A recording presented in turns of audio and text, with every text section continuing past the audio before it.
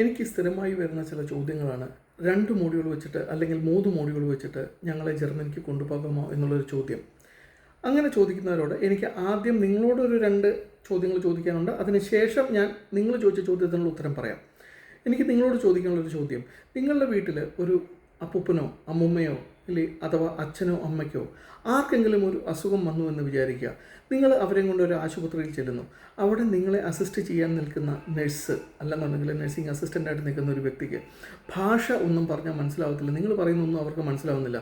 Doctor പറഞ്ഞാലും മനസ്സിലാവത്തില്ല, രോഗി പറഞ്ഞാലും മനസ്സിലാവത്തില്ല, ബൈസ്റ്റാൻഡർ പറഞ്ഞാലും മനസ്സിലാവത്തില്ല. അങ്ങനത്തെ ഒരു ഹോസ്പിറ്റലിൽ നിങ്ങൾ നിങ്ങളുടെ ഒരു ഇമ്മീഡിയറ്റ് റിലേറ്റീവിനെ കൊണ്ട് അഡ്മിറ്റ് ചെയ്യുമോ? First question. കാരണം എന്താണെന്ന് വെച്ച് കഴിഞ്ഞാൽ ആ വ്യക്തിയുടെ കയ്യിലാണ് നിങ്ങളുടെ അടുത്ത ബന്ധുവിൻ്റെ ജീവിതം ഇരിക്കുന്നത്, ആ വ്യക്തികളുടെ കയ്യിലാണ് അല്ലേ? കാരണം അവരാണ് ഫസ്റ്റ് റെസ്പോണ്ടൻറ്റ്. ഇനിയും അതേപോലെ തന്നെ ഒരു ചോദ്യം കൂടെ ഞാൻ ചോദിച്ചോട്ടെ. ഇനി ഹോസ്പിറ്റൽ വിടൂ, നിങ്ങൾ പോകുന്നത് വേറെ എന്തെങ്കിലും ഒരു പ്രോഗ്രാമിനാണ്. മേ ബി ഒരു ഓൾഡ് ഏജ് ഹോമിൽ നിൽക്കാനാണ്. FSC എന്ന് പറഞ്ഞ പ്രോഗ്രാമിനകത്ത് പലരും പറയുന്നത് ഓൾഡ് ഏജ് ഹോമിലൊക്കെ ഇത് നിൽക്കാനാണ്. ഓൾഡ് ഏജ് ഹോമിൽ നല്ല പ്രായമായ ആൾക്കാർ വളരെ ഫീബിൾ വോയിസിലാണ് സംസാരിക്കുന്നത്.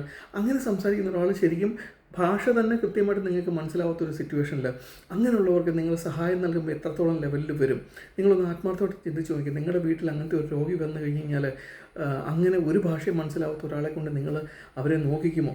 രണ്ടാമത്തെ, ഇനിയും ഓൾഡ് ഏജ് ഹോമും വിട്ടേരെ, നമ്മളൊരു സൂപ്പർ മാർക്കറ്റിൽ അല്ലെങ്കിൽ ഏതെങ്കിലും ഒരു കച്ചവട സ്ഥാപനങ്ങളിൽ നിങ്ങൾ സെയിൽസ്മാനോ സെയിൽസ് ഗേളോ ആയിട്ട് നിൽക്കുന്നു. വരുന്ന ആളോട് പ്രോപ്പറായിട്ട് കമ്മ്യൂണിക്കേറ്റ് ചെയ്യാൻ പറ്റില്ല, അവിടെ സെയിൽസ് നടക്കുമോ? അപ്പം അവരുടെ ജീവന്, അവരുടെ ആരോഗ്യത്തിന്, അവരുടെ ബിസിനസ്സിന് ഒക്കെ അവർ വാല്യൂ ചെയ്യുന്നുണ്ട്. പക്ഷേ നമുക്ക് ഇവിടുന്ന് കൊണ്ടുപോകാൻ പറ്റുമോ എന്ന് ചോദിച്ചാൽ പല കുറുക്ക് വഴികളിലൂടെ നമുക്കിതൊക്കെ സാധിക്കത്തില്ല എന്നൊന്നും ഞാൻ പറയുന്നില്ല. പക്ഷേ നിങ്ങൾ ശരിക്കും ചിന്തിച്ച് നോക്ക്. അങ്ങനത്തെ ഒരു സിറ്റുവേഷൻ നിങ്ങൾ ഫേസ് ചെയ്ത് കഴിഞ്ഞാൽ നിങ്ങൾ എങ്ങനെയായിരിക്കും അതിനെ ഹാൻഡിൽ ചെയ്യുന്നത് നിങ്ങൾ ചിന്തിച്ചു. ഇത് തന്നെയാണ് ഇന്ന് ജർമ്മൻസ് നമ്മളോട് ആവശ്യപ്പെടുന്നത്. കഴിവതും നമ്മൾ ഫ്ലുവൻ്റ് ആയിട്ടുള്ള ലാംഗ്വേജുമായിട്ട് തന്നെ ജർമ്മനിൽ ചെന്ന് കഴിഞ്ഞ് കഴിഞ്ഞാൽ നമുക്ക് നല്ല ഉന്നത നിലയിൽ എത്താൻ പറ്റും. ഉറപ്പായിട്ടും നമുക്ക് നല്ല ഉന്നത നിലയിൽ എത്താൻ പറ്റും. അവരുടെ കൾച്ചറും അവരുടെ ലാംഗ്വേജും നമ്മൾ കറക്റ്റായിട്ട് ഫോളോ ചെയ്ത് കഴിഞ്ഞാൽ ഞാൻ എപ്പോഴും റെക്കമെൻഡ് ചെയ്യുന്നത്, നിങ്ങൾ 4 മോഡ്യൂളും ക്ലിയർ ആയതിനു ശേഷം നല്ല ഭാഷാശുദ്ധി, കഴിയുന്നത്ര ഭാഷാശുദ്ധി അത് എടുക്കുക. ഈവൻ ഇപ്പോൾ ചില ബംഗാളികളൊക്കെ ഞാൻ ബംഗാളികളെ കമ്പയർ ചെയ്യുമ്പോൾ നമ്മളെ അങ്ങനെ ചിന്തിക്കരുത്. ചില ബംഗാളികൾക്ക് വരുമ്പം അവർ പറയുന്ന ഭാഷയ്ക്ക് ശുദ്ധി ഉണ്ടാവത്തില്ല. പക്ഷേ അവർക്ക് നമ്മളോട് നമ്മുടെ ഭാഷയിൽ കമ്മ്യൂണിക്കേറ്റ് ചെയ്യാൻ പറ്റുന്ന ബംഗാളി വരുമ്പോൾ നമുക്കൊരു ചെറിയ സമാധാനമില്ലേ? ഒരു അന്യ മാതൃഭാഷയുള്ള ഒരു വ്യക്തി നമ്മുടെ സംസാരിക്കുമ്പോൾ നമുക്ക് കംഫർട്ടബിളായിട്ട് ലാംഗ്വേജിൽ നമ്മളോട് കമ്മ്യൂണിക്കേറ്റ് ചെയ്യുമ്പോൾ നമുക്കുണ്ടാകുന്ന ഇഷ്ടം ഇത് തന്നെയാണ് ജർമ്മൻസ് പ്രിഫർ ചെയ്യുന്നത്. കാരണം ജർമ്മൻസിന് നമ്മളെ അപേക്ഷിച്ചൊരു പ്രത്യേകതയുണ്ട്. നമുക്ക് വേണമെങ്കിൽ ഹിന്ദിയോ ഇംഗ്ലീഷോ ഏത് ഭാഷയിലും സംസാരിക്കാൻ നമ്മൾ തയ്യാറാണ്.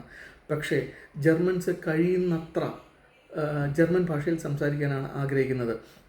ഈ പ്രശ്നങ്ങൾക്കൊക്കെ സൊല്യൂഷൻ ഉണ്ട് കേട്ടോ. There is nothing to worry. ഞാൻ ഇത് ഘട്ടമായിട്ട് പറയുന്നു എന്ന് മാത്രമേ ഉള്ളൂ. ഇന്നലെ ഞാൻ ഇട്ട വീഡിയോയ്ക്കകത്ത് എൻ്റെ അടുത്തൊരു സുഹൃത്ത് വന്നിട്ട് ചോദിച്ചു, താങ്കൾക്ക് ജർമ്മൻ ഭാഷ അറിയാമോ?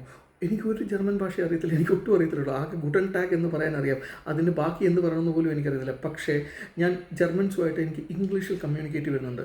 ഇംഗ്ലീഷിൽ ഞാൻ അവരോട് കമ്മ്യൂണിക്കേറ്റ് ചെയ്യുമ്പോൾ വരുന്ന ഒരു പ്രോബ്ലത്തിനെ കുറിച്ചൊക്കെ ഞാൻ വേറെ ഒരു വീഡിയോയിൽ പറയാം. ജസ്റ്റ് അദ്ദേഹം അഡ്രസ്സ് ചെയ്ത വിഷയത്തിനെ കുറിച്ച് മാത്രം ഞാൻ സൂചിപ്പിച്ചെന്നുള്ളൂ.